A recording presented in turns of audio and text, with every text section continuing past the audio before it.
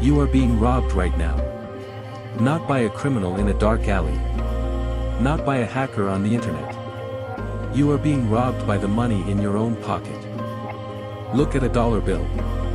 You think it is an asset. You think it is a store of value. It is not. It is a melting ice cube. Every second you hold on to it, it shrinks. They call it inflation. It sounds like a natural economic event, like the weather. It is not natural. It is a manufactured crime. It is a hidden tax designed to confiscate your labor without your permission. You work hard. You save. You play by the rules. And while you sleep, they print more money, making your savings worth less. They are diluting your life's work.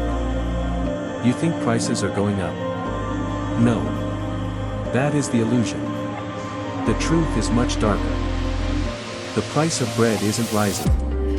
The value of your money is collapsing. And they are doing it on purpose. To understand the theft, you must understand the weapon. The weapon is fiat currency. In 1971, the link between the dollar and gold was severed. Before that, money was a receipt for something real. After that, money became a receipt for nothing. It became paper backed by faith. This gave the government a superpower, the ability to print infinite money. But here is the dark psychology behind it. If the government came to your house and took 10% of your savings directly, you would riot. You would burn down the banks. It is too obvious. So instead, they print money. When they print trillions of new dollars and inject them into the economy, the pool of money gets bigger, but the amount of goods stays the same. The result? Each dollar you own buys less. It is exactly like watering down soup. They add water to the pot to feed more people, but the soup loses its nutrition. You are eating a full bowl, but you are starving. Economists call this the Cantillon Effect. It means the people closest to the printer, the banks, the corporations, the politicians, get the new money first. They spend it while it still has value. By the time that money trickles down to you, in the form of your paycheck, prices have already risen. You are buying their leftovers at a premium. This creates a hamster wheel. You realize your grocery bill is higher. Your rent is higher. So you work harder. You ask for a raise. Maybe you get a 3% raise. But inflation is 7%. You are working harder just to grow poorer. This is not an accident. This is the design. A population that is worried about survival does not have the time to question authority. Debt and inflation are the two walls of your prison cell.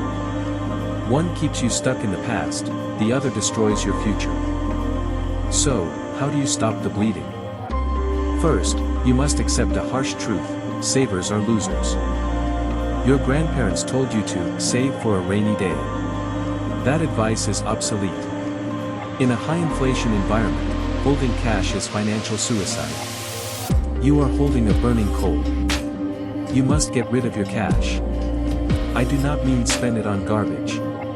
I do not mean buy a new phone. I mean convert it. You must trade your fake money for real assets. Real assets are things that cannot be printed. They cannot print gold. They cannot print real estate. They cannot print Bitcoin. They cannot print a business that you own. These are the arks that float when the flood comes. The wealthy do not have bank accounts full of millions of dollars. That is a myth. They have millions of dollars worth of assets. They use debt to buy assets, and they let inflation pay off the debt. They use the system against itself. You must stop thinking like a consumer and start thinking like a central bank. Become your own bank. If you keep your wealth in the bank, you are trusting the thief to guard your house. Stop trusting. Start owning. The system is rigged to steal your wealth. Your only defense is to opt out of their currency and move into your own economy. The ice cube is melting. What are you going to do before it turns to water?